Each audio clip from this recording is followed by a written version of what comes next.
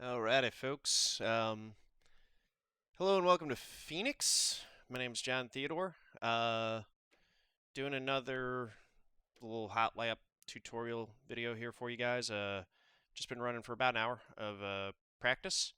Put in about 96 laps, so close to 100 laps. Didn't really get a good long run in, um, but got what I think is maybe a decent hot lap. It was fourth quick in the session. I really wanted to get down into the nines. And I think that there's a good chance that you'll probably see, some guys in the sevens and maybe even the sixes. I know that Phoenix, you can get some really crazy quick times out of the fast guys here. So I'm not sure how much better that would be. I haven't looked at what the fast times are, but I will hopefully remember to show the trick that I use or the little what I do to check and see, how my times are stacking up against the really fast guys after this video for those of you guys who don't know about it. So stay tuned through to the end for that. We're going to be showing here today, this lap is a 27.025. So again, it was about a tenth slower than the fastest times in this session. Some of these guys are pretty quick, so it depending on where you are in iRating, what split you fall in, a lap like this could potentially put you on the pole in your race. We'll see tomorrow how well it does. I'm not claiming to be an expert. I'm not claiming to be the fastest here. I'm clearly not.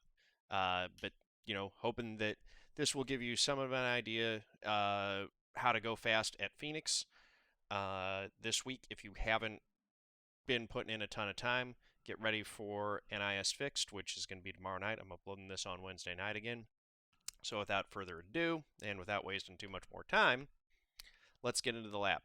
So right here, I've got it at the line. We're at 145 miles per hour. This is actually the second lap out of the pits, and I didn't do an out lap style out by the wall to get this. So, we're digging off the corner. I think I've got the camera moved right so you can see the throttle inputs. And we're braking. I usually sight right around the 2 cone is what I'm using here. I'm looking at this. You can see that I start braking between the 2 and the 3. And actually, you can see that I get on the brake really right about as I'm passing the 3, but I'm really looking at the 2 cone when I enter turn 1 for when I start my braking point. Stay out high to the wall, and I try to get a little bit of a, when I do my cut down, I want to get down right towards the apex, but I don't want it to be super flat, but I'm trying to get down to that apex, really get down close to the inside line. I always like to break out and see how I'm doing there.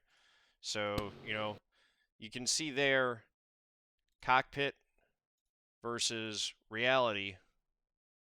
Cockpit, it looks like, I'm pretty low down on that yellow line. Reality, I've got maybe a foot or so that I'm above it. And as you see as I roll through there, not so much. So I didn't really hit it that great.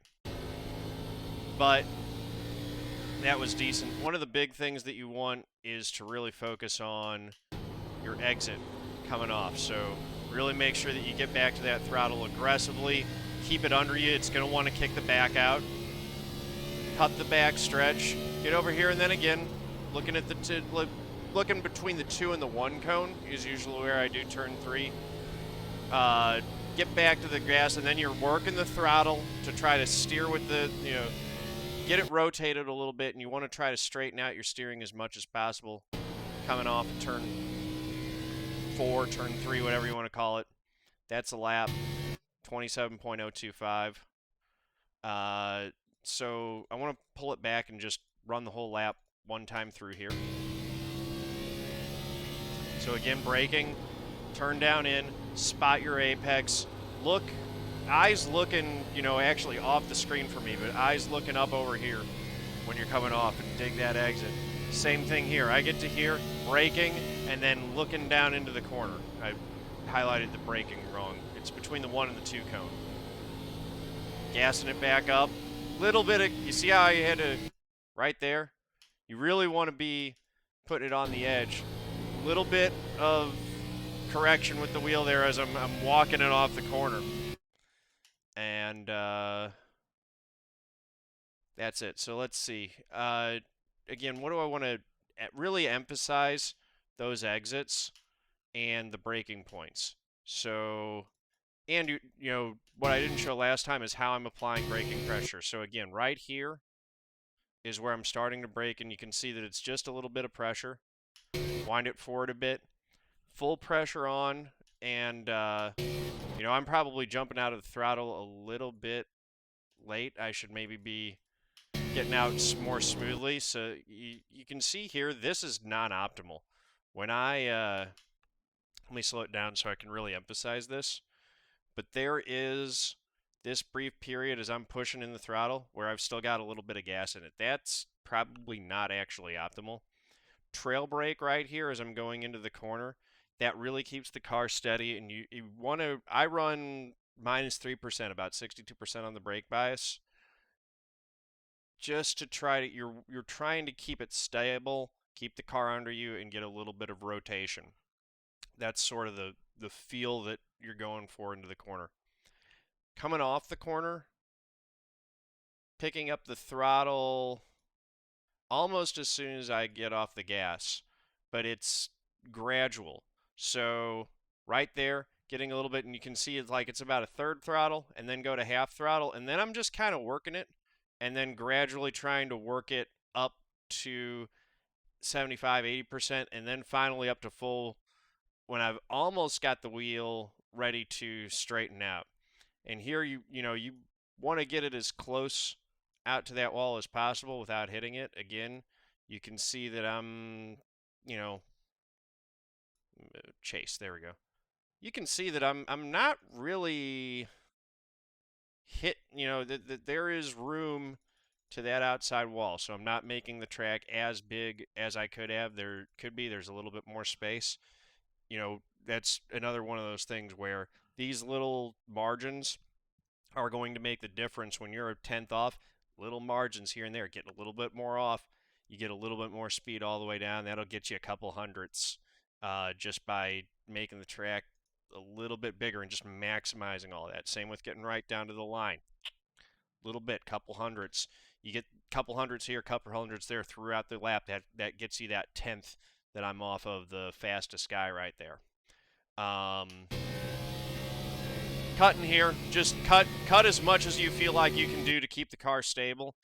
And then again, this braking point right here, you can see that I'm just past the 2 cone, aiming for this spot, usually between the 2 and the 1.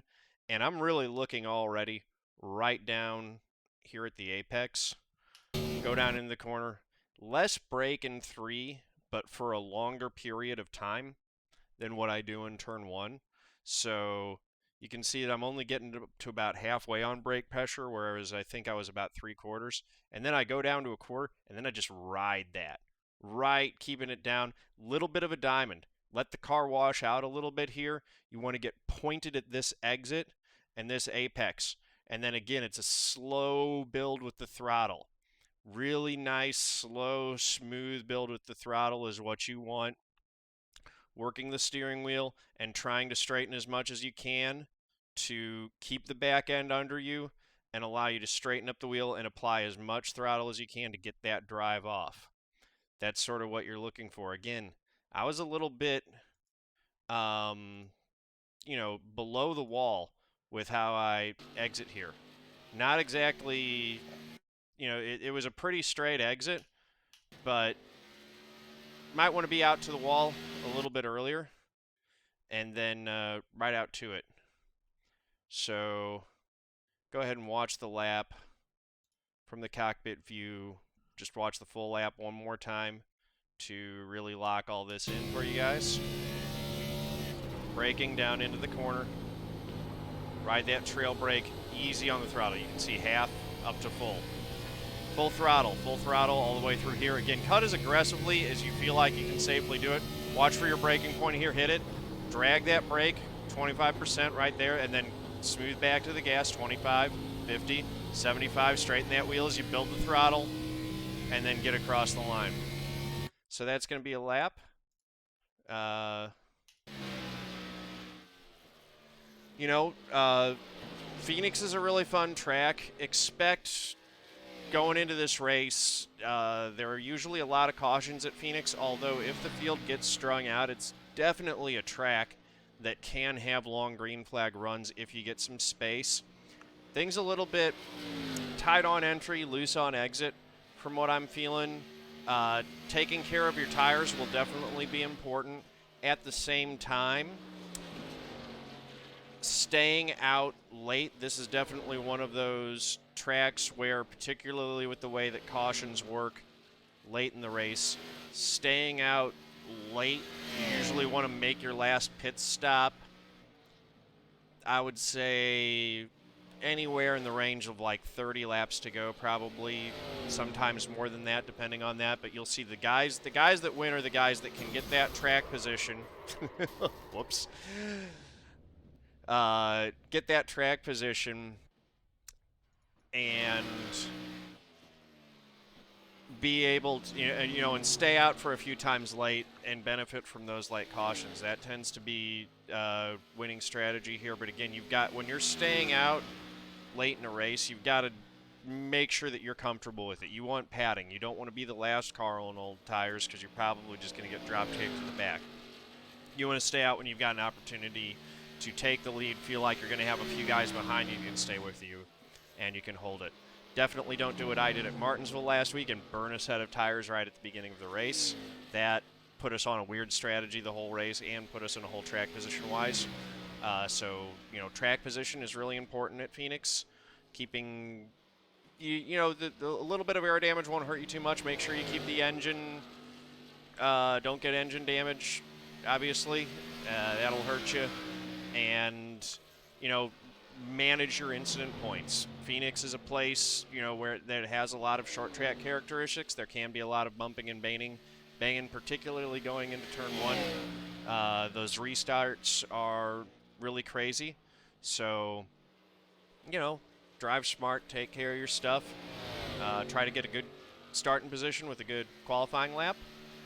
If you've got thoughts, if you think that I'm driving the track all wrong, let me know down in the comments. If you got a great finish at Martinsville last week, if the video helped you out, or,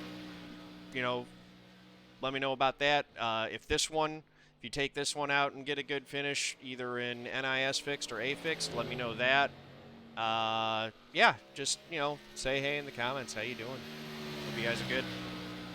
That's about it for that, but I did promise that I was going to show you guys how I look up race results, or how I look up and see where my times are. So usually what I do is go into recent. I don't want my recent results. I want. I actually don't know where this is through the UI, so I'm just going to go and do it through the website. So I go in and I select the series that I'm looking at. In this case, I think we actually do have NIS fixed from earlier today. So let me look at NIS fixed first. Pull it up. Click this results here. This is going to pull up all the session info and results. So you can do this even if you don't have the game installed, you're on a different PC. And you can see you've got the results for all 5 splits. Click into the results for that top split to see what the best guys are doing, and then find your split where your iRating would have put you, and you can see what it takes for the split you're likely to run in.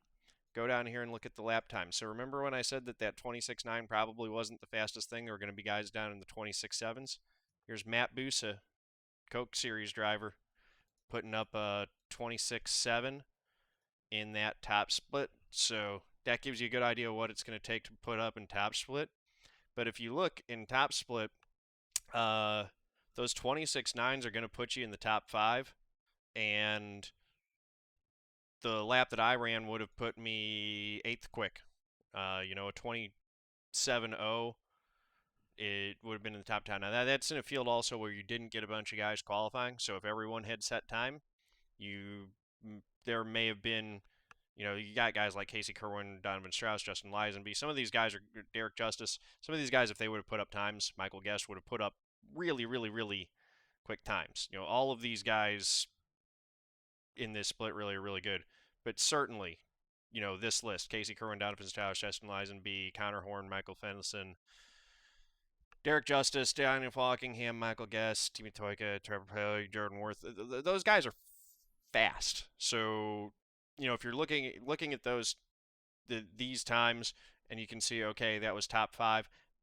If a bunch of these go, the top 5 probably becomes a top 10. The top 10 probably becomes a top 20 if everyone's setting a time. So look also at the range. So that probably would be the split that I was in. But let's say you've got like a 2000 iRating. Okay, you're probably going to land in split 3 or something like that. So go look at split 3, verify that, this is where the 2000 iRating guys are. So yeah, we've got a 1995 as the low iRating. So if you were right at 2000, you would be at the bottom part of this split. So this would be a good one to look at. And then go look at what times are being set. So in this one, a 27.185 was on pole. So if you're putting up a 27.025, you're getting pulled by a tenth and a half in this split. So, just for some reference there. Then the other one that you can look at, so NASCAR, there are only 5 splits to look at. And that, if you want to really look at what the top times are in qualifying, go to A-Fixed, check out the results, and then, drop down and take a look. Find the strength of field race. Scrolling through here, we got one that's a 47.93 strength of field. We got a 45.51, 43.03. So two things will happen through the week. One thing that will happen is that you'll have the strength of field race will usually be the first session when it goes live. So that's usually where you're going to have the fastest guys going and trying to get the most points. They've been practicing through the week. They're trying to pick off a win and get a bunch of points early. 286 went to the winner here on this one.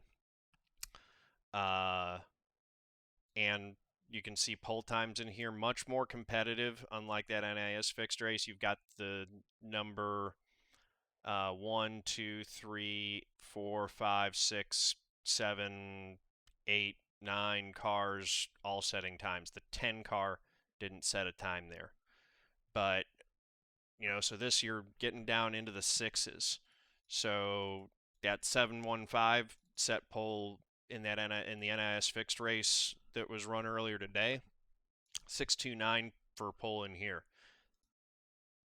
Take a look at a couple of the other sessions. So let's go to, later on session here. Similar strength of field as the one we were just looking at. Pole position 26.82. Popping around to the next day. Is anyone are folks getting quicker as the week's going on? That's what we're looking for. 26.7 here. So it looks like things are staying about the same. And then, as the week trails on, the top guys will often fall off, and then, different times a day. So if we look at the one that was run most recently here, a 2670 or a 2760 strength of field, we look at the pole position time is a 26.766. So still really fast. You've still got some really fast guys in this race. But, you might look at, so here, where would the 27.025 have put me? It would have put me top 10. Still seeing that a lot of guys don't qualify. That's just going to vary depending on the race. But definitely getting a good starting spot will help you out. And then after that, it's just, keeping the thing clean and running a clean race. So hope this was helpful. Hope you enjoyed it. If you did, please leave a like. Subscribe if you haven't already. Head over to my Twitch channel, twitch.tv/John_A_Theodore. I'm planning on running NIS Fix tomorrow. So I'll do that. I'll either run it tomorrow or Saturday. Um, Keep an eye on my Twitter. I'll probably announce it there, uh, and let y'all know. So have a good one. Good luck out there. Peace out.